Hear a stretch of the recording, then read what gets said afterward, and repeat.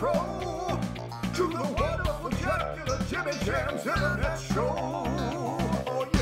Because life tastes better when you spread the jam. Hi friends, welcome to Jimmy Jams. I'm Jim.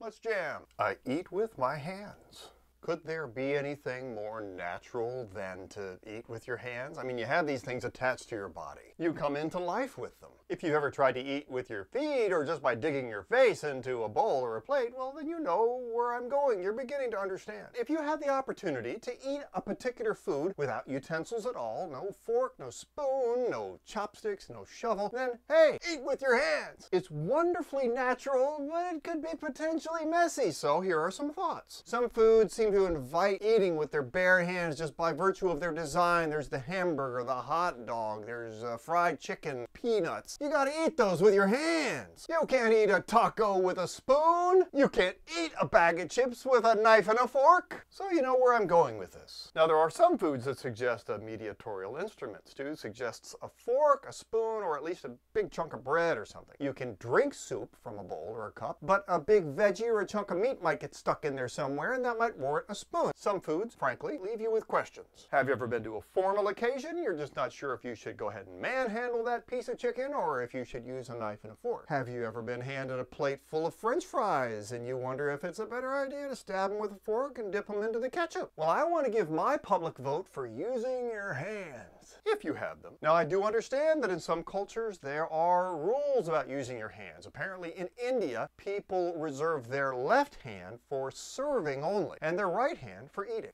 I guess that's a way of minimizing germs. Okay, I'm tracking. Now for Muslims, I think it's similar, but maybe a little bit different. If I understand, it's expressly considered a bad habit to eat with your left hand. Evidently, in Muslim teaching, Satan ate with his left hand. Well, I'm not trained to interpret Muslim law, but I do have some questions about that. If Satan eats with either hand, should I consider not using my hands at all? If Satan eats at all, maybe I should just not eat. Honestly, I'm not trying to be sarcastic. I just want to understand this. I understand that in some cultures the left hand is reserved for wiping the derriere. Therefore, the right hand is reserved for eating. Okay, I get you, up to a point. Now, what happened to washing your hands? I mean, is it assumed that I haven't washed my left hand after using it in the toy and I'm just gonna go on using it for other things? Handling door handles? Steering wheels? How am I supposed to floss my teeth with just one hand? And what about surgeons? Are they only gonna use their right hand when they're doing surgery on me in that country? Please use the other hand. I must confess that I already do something similar while eating those cheesy tortilla chips. Yeah, I use only one hand to eat with, and then I use the other hand so that I won't get that cheese dust all over my beautifully clean bottom. If you know me, you know that I'm very open to understanding all cultures. But in this case, I'm just trying to get some help. Until I can understand, I'm going to use both hands God gave me and the soap, the brushes, the washcloths that he helped humans invent. Wash your hands. Use your hands. I am not going to let the fact that I poop once in a while, and I do, keep me from using all of the hands that God gave me.